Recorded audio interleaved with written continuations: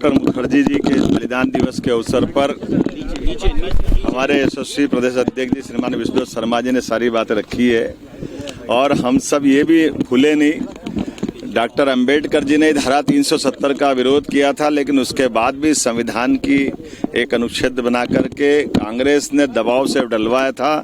अंबेडकर जी की आत्मा उस दिन भी रोई थी जब पूरे जम्मू कश्मीर के अनुसूचित जाति जनजाति के लोगों को इस धारा 370 के माध्यम से उनके अधिकारों से वंचित किया गया था।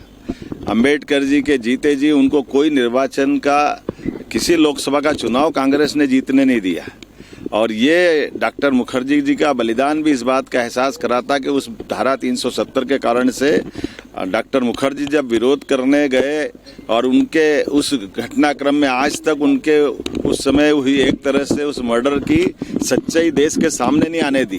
तो ये तो कांग्रेस का इतिहास है। इनके सामने देश के ऐसे मुद्दों को लेकर के संविधान में जिस बात को लेकर के अंबेडकर जी ने इशारा किया था, उसी संविधान की आपातकाल 2 दिन बाद हम पूरा देश और दुनिया मनाएगी, उस बात का एहसास कराएगी कि आपातकाल का काला कलंक अगर लगाने का काम भी कांग्रेस ने किया है। तो ये 3 दिन केवल इस अपनी जो कालिख को धुवाने के लिए मध्य प्रदेश के अंदर अपने बिखरते जनाधार के आधार पर जो कांग्रेस अपना आधार खो रही है, वो अंबेडकर जी का नाम लेकर के, संविधान का नाम लेकर अपने पुराने पाप को छिपाने का प्रयास कर रही है। हमने कहा है कि हाँ, ग्वालियर हाईकोर्ट के अंदर माननीय चीफ जस्टिस जी ने कमेटी बना दी है।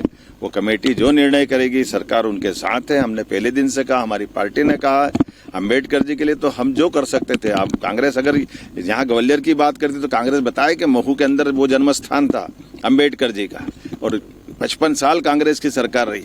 उनके जन्म स्थान पर इनने क्या करके बताया?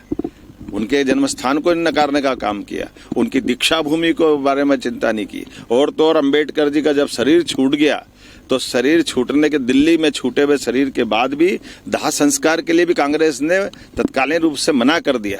उनकी पत्नी ने विमान से पार्थिव शरीर को ले जाकर बम्बई में जब दाह कराया तो कांग्रेस के लोगों ने उस विमान का किराया भी, जहाँ जिसमें उनकी बॉडी गई थी, उसका पैसा भी अंबेडकर जी की पत्नी से लिया था। कांग्रेस माफी मांगे इन पापों के आधार पर। कांग्रेस कहाँ जाएगी? कांग्रेस ने तो सदैव अंबेडकर जी का अपमान किया और सारे हमारे पूरे प्रदेशवासी और देशवासी सभी वर्ग के लोग जानते हैं कि कांग्रेस का नकली आडंबर ये चढ़ने वाला नहीं, चलने वाला नहीं।